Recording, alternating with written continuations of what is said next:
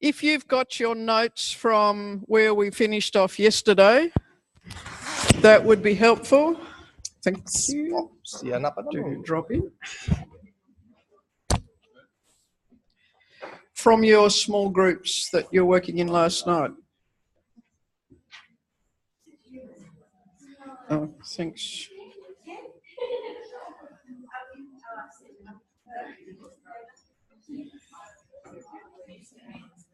So this morning, I'm going to ask you to just briefly share a little bit of where you got to, but with a constraint.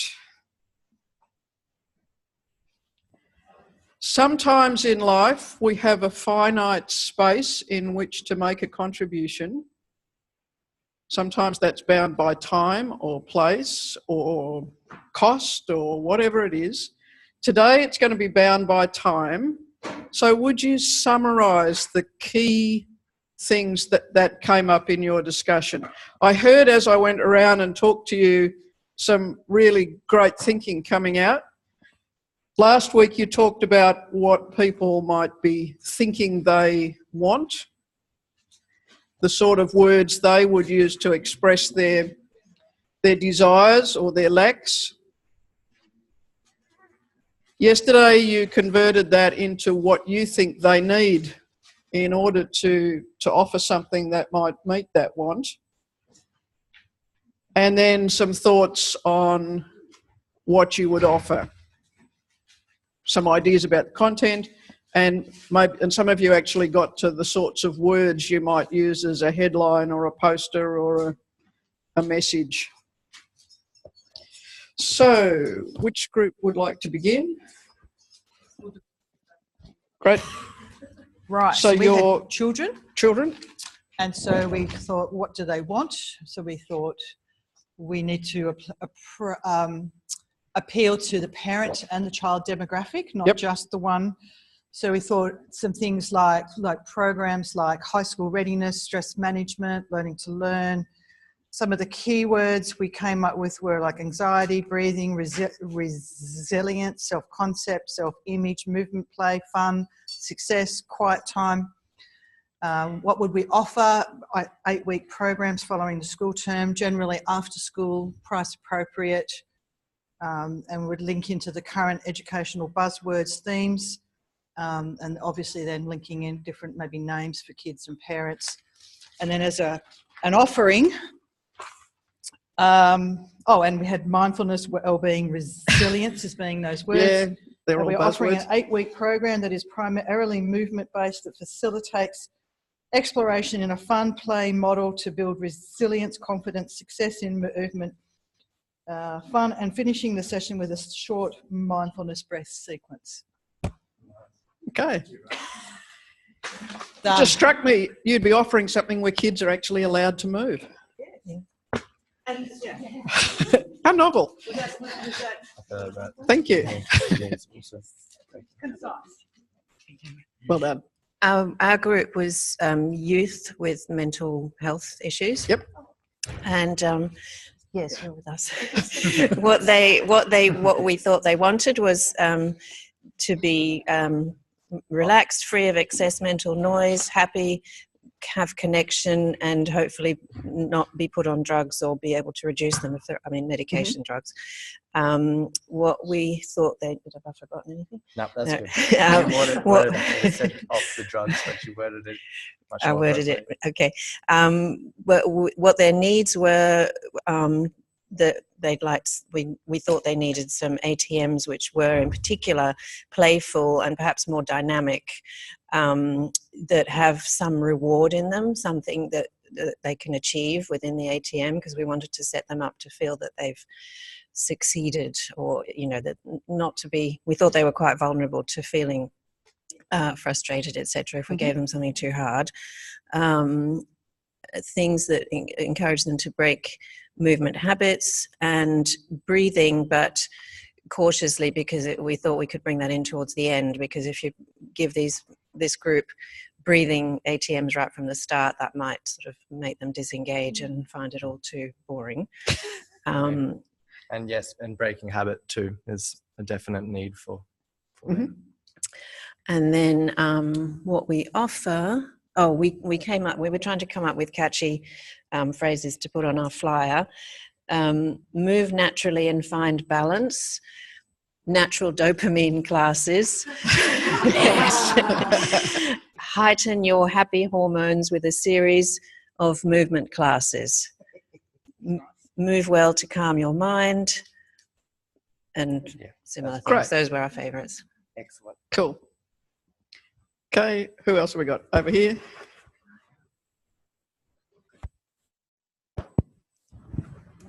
Okay, we did seniors. Yep. We actually covered what they want last week, but what we've done with what they need and what we offer is covers what they wanted anyway. Yep. So I won't go back over that. Hopefully there's a kind of a bridge at some point. Yes. What they need was better balance, more mobility, increased social contact and emotional support through the ATM groups socially, less pain, improved cognitive skills, expansive opportunities, and through the Feldy philosophy of developing, continually evolving. You don't have to stagnate and die, mentally anyway. What we offer, ATM group lessons and refreshments afterwards for the Excellent. social contact. Good. Offering a space in a respectful, inclusive, nurturing and safe way for them. Tailor ATM classes for specific needs and abilities.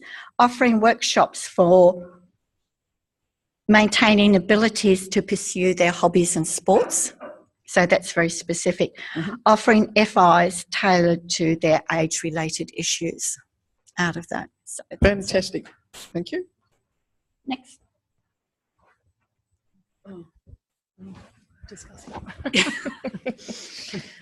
We kind of finished it, but we had the rehabilitation theme, and a few themes came up last week when we were discussing it as a group. So we sort of picked one, and in that rehabilitation group, we thought like having sort of carers and people that were experiencing an injury together. So the group is basically a carers, sort of a group aimed at clients and their carers in a rehabilitation setting. So in terms of what they want, we thought something like improving the relationship between the person, the carer and the person that they're caring for, looking for carers to look after themselves as well, and for carers to learn how to support the person that they're caring for, obviously as well as the person with an injury in terms of improving their movement or physical capacity. What do they need? We thought that it was relevant to both, or that it needed to be relevant to both the person and the carer. So the classes would need to be relevant to both, and that they could participate together. And what we thought was good is that something with Feldenkrais, where you can participate at your own level, it could potentially target, carers and an injured person, because they could do the classes at their own pace or at their own levels. So it would be something that in a rehab setting, often there are groups for carers and groups for injured, for people with injuries. And so it's probably, as we were talking about it, we thought there's some application there for being involved in a group together. So that was what we thought in terms of what they need. We kind of skimped a bit on the last bit, so sorry. That's okay. We had ATMs, question mark. And we also thought that some of the, that we would relate some of the post-ATM activity on some of the things like we've done, like some of the games we've played, so that we could give them a sense of playfulness after the ATM. Yep. And we were passing a shop window last night, which gave us our headline. Yep. Which was the space between us. Very nice. The space between us.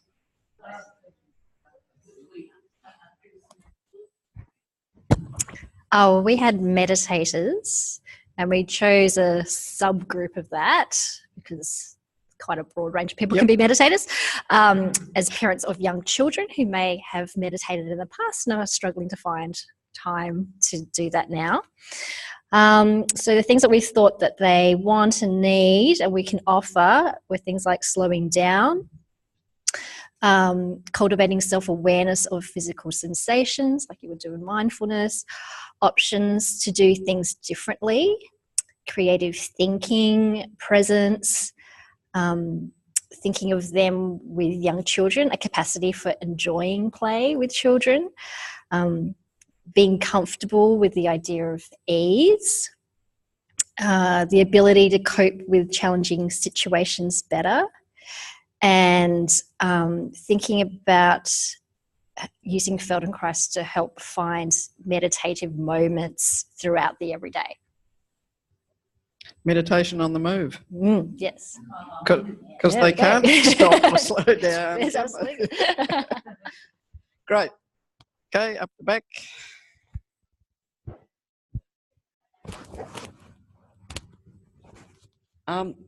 We didn't get as far as a lot of people on a Thursday afternoon yesterday, but anyway, with doing the office workers,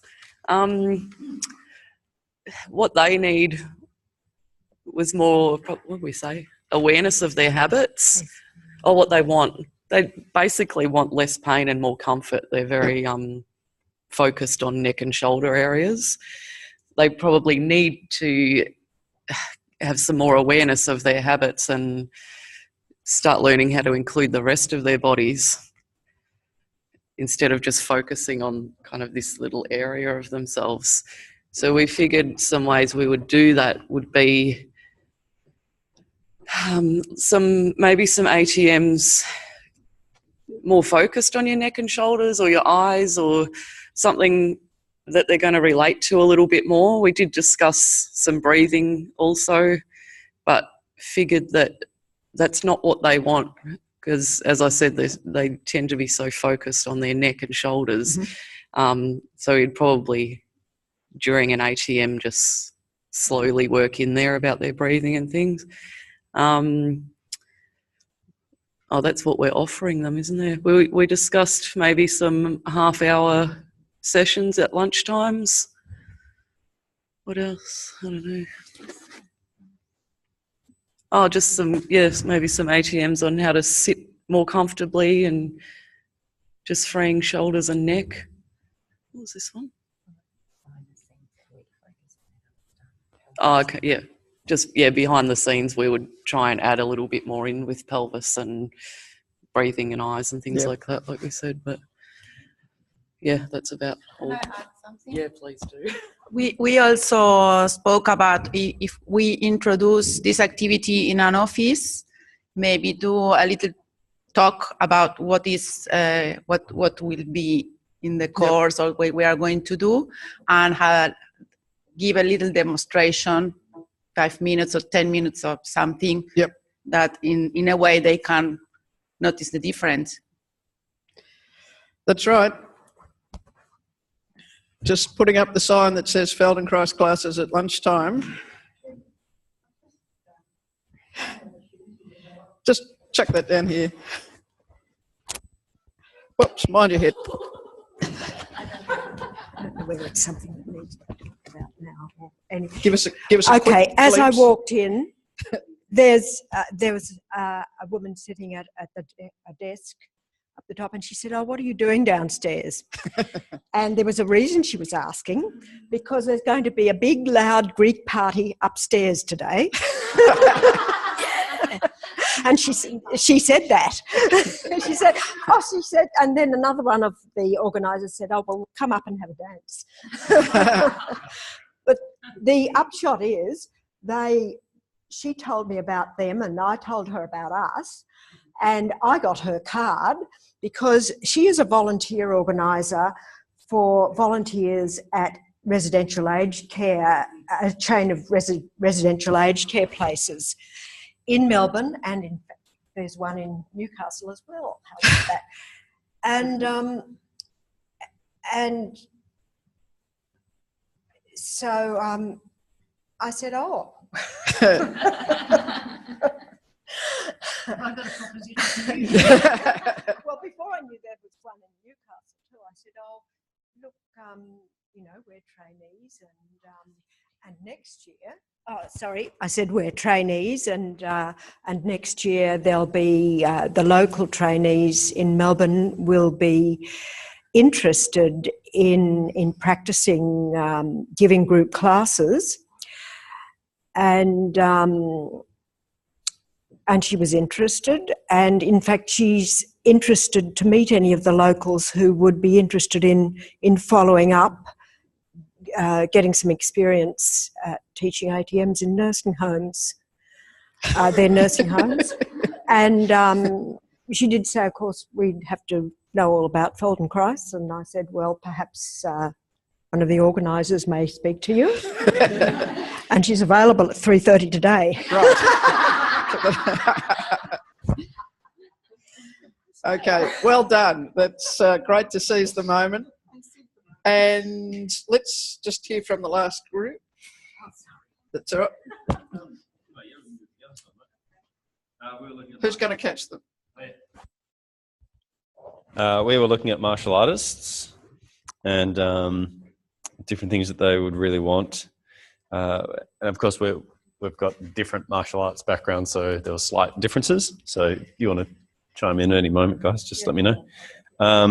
What they really want was things like community, improve their practice, move more efficiently with less effort, finding the most effective ways more easily, deeper understanding of their art, pleasurable, unobstructed movement, inner softness or a soft strength. We've got effortless power, stability, mobility, more malleable bodies, learning with ease, less resistance in their movements, effective in what they do, and how they learn their martial arts with less struggle. So that was what they want. So things in terms of what do they need, often we're thinking, all right, what actually stops them from being able to do that normally is, actually slowing down their movements, shifting their focus from trying to achieve a certain movement or technique and actually focusing on the quality of the movement and the exploration of ease of the movement and ease of control of forces rather than trying to get to the end point. And is there anything else you want to add to that? Sensing the body. Yep. Sensing the body, intent, with two other things. Yeah, sensing the body and intent. Okay. And I mean, did you have any ideas of ATMs? Because I was thinking with ATMs, things like, using breathing as a barometer for effort, showing an ATM that might show where excessive effort actually makes it harder to do the movement, whereas, softening actually makes it easier. Like body scanning, ATM, yep. Moving between mobility and stability, finding ATMs that do that. Something that allows us to learn how to distribute strength throughout the body.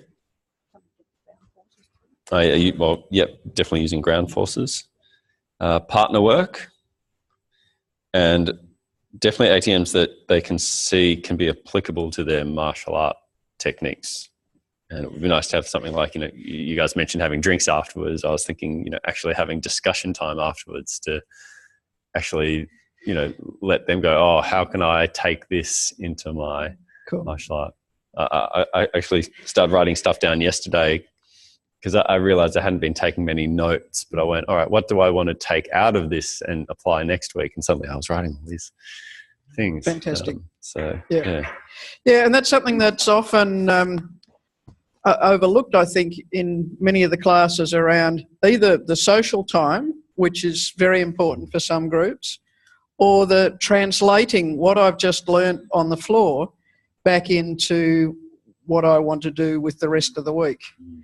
So those are really useful things to keep in mind as you think towards starting to do classes and so forth. And the other thing that really struck me there was that not only were you able to take your interest group, but you realised the value of kind of honing down to subgroups of interest groups so that you could speak specifically in a way that made a connection. And that is the difference that will make a difference. And so even if you think, well, in the class I actually want several different subgroups, thinking of them one at a time and developing that conversation will allow you to then speak to more people than if you try and speak to everybody at once. I had something to add for the meditators. I Yep. know when I've talked to meditators, especially ones who have done like Vipassana or something like that, where they're sitting there for 10 days doing body Yep. scans, that I've described Feldenkrais as a moving Vipassana meditation. Like it's that with movement. So you're actually being aware of your body as you're moving. That's been helpful for some people. Cool. So getting a sense of the language that makes sense, you know, really starting with where they're at. And so like you guys up the back were saying, if people are focused on eyes and neck and shoulders, start there. We know they're connected to breathing and pelvis and the rest of the stuff, whether their feet are on the floor. But if we start with what makes sense to us, then it doesn't necessarily connect. So finding that connection is the beginning. So I'm incredibly proud of you all. I think you're doing fantastic stuff. Me too. They might even be able to build a practice out of this work. What do you reckon? Great.